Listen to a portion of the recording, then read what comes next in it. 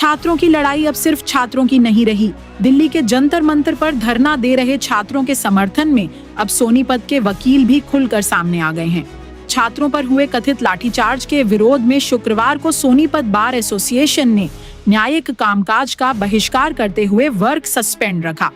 इस दौरान बार परिसर में वकीलों ने छात्रों के समर्थन में एकजुटता दिखाई और घटना की निंदा की। बार एसोसिएशन के प्रधान कमल हुड्डा ने कहा कि लोकतंत्र में हर नागरिक को अपनी बात शांतिपूर्वक रखने का अधिकार है। अगर छात्र अपनी मांगों और समस्याओं को लेकर प्रदर्शन कर रहे हैं तो उनकी बात सुनी जानी चाहिए। उन्होंने कहा कि छात्रों पर बल प्रयोग किसी भी हालत में सही नहीं कहा जा सकता। कमल हुड्डा ने कहा कि नीट जैसी महत्वपूर्ण परीक्षा पूरी तरह पारदर्शी, निष्पक्ष और भरोसेमंद तरीके से होनी चाहिए ताकि मेहनत करने वाले छात्रों का भविष्य सुरक्षित रहे। उन्होंने कहा कि अगर परीक्षा प्रक्रिया को लेकर छात्रों के मन में कोई संदेह है तो सरकार और संबंधित एजेंसियों को उन आशंकाओं का निष्पक्ष समाधान करना चाहिए। उन्होंने कहा कि सोनीपत बार एसोसिएशन छात्रों की लोकतांत्रिक लड़ाई में उनके साथ खड़ी है और उनकी आवाज का समर्थन करती है।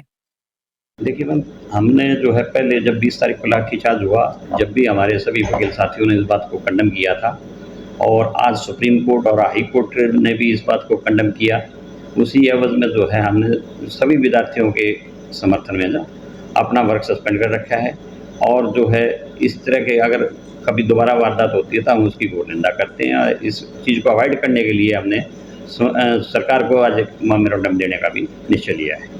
तो सभी वकील इसी आज हमारे सब वकील टोटल स्ट्राइक पे हैं और किसी भी आप देखेंगे किसी भी कोर्ट में कोई काम नहीं हो रहा। जज जुडिशरी की को भी हमने अपने तरफ से जो है ये पूरी रिक्वेस्ट की है कि आज इस मामले में हमारे को जो है कॉपरेट किया जाए। लाठीचार्ज की गई है, कितना इस बारे में निंदा है? देखिए ये ब्रूटल लाठीचार्ज था। एक हम वीडियो देखते हैं, आपने वीडियो देखी होंगी, कई पुलिस वालों ने तो लाठियों में कीलें गड़वा रखी और उन कीलों से उनको मारा गया है। वकील साथी इस बात को बड़े जो अनजस्टिफाई करते हैं और ये जो कृत्य जो था ना एक ह्यूमैनिटी के खिलाफ है, अनह्यूमन बिहेवियर था। वर्क सस्पेंड के जरिए क्या मांग रखी है? इस तरह से सभी वकील काम छोड़कर आज बैठे हैं, क्या हमने सरकार से पहले तय किए है कि जितने भी स्टूडेंट्स के खिलाफ मुकदमे दर्ज कर रखे हैं उनको वापस लिया जाए और जितने जो स्टूडेंट्स इस मूवमेंट में जो मारे गए हैं उनको उचित मुआवजा दिया जाए और आगे इस तरह की कोई घटना ना हो, इस तरह का कोई सिस्टम बनाया जाए कि ये नीट वगैरह की जो बड़ी फेयर एग्जामिनेशन हो, ट्रांसपेरेंसी रहनी चाहिए ताकि जो पढ़ने वाले बच्चे हैं वो आगे आएँ। अब यहाँ जो चोरी करके जो अपने अंदर घुस जाते हैं चोर दरवाजे से, उनका रास्ता बंद होना चाहिए। स्टूडेंटों के साथ इस तरह का व्यवहार ना हो, इसके लिए क्या अपील करेंगे?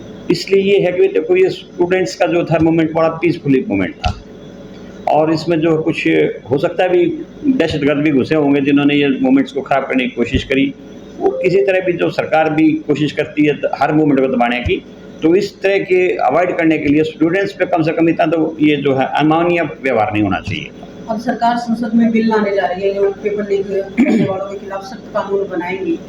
इसको लेकर जो संसद में एक बिल पास होगा उसको कैसे देखते हैं, कितना कारगर? देखिए अगर वो बिल फेयर रूप से अगर लागू होता है तो ये ज़रूरी है कि हमारे देश की जो शिक्षा नीति भी जो है उसके लिए जो है उसमें भी उसको जोड़ना चाहिए, एक भी शिक्षा नीति में भी बदलाव किया जाए ताकि जो है देखो एक मेहनत करने वाला बच्चा तो रह जाता है और वो जो सिस्टम जो है ना जिसमें चोरी करी या जो नकल मार के जो पास हो गया उसको रोकेंगे तो जुडिशरी भी इस पर ध्यान देगी। जुडिशरी का भी कर्तव्य बनता है भी इस तरह के अगर केसेस हैं और उनके खिलाफ जुर्म साबित होता है तो उनको कड़ी सजा दी जाएगी।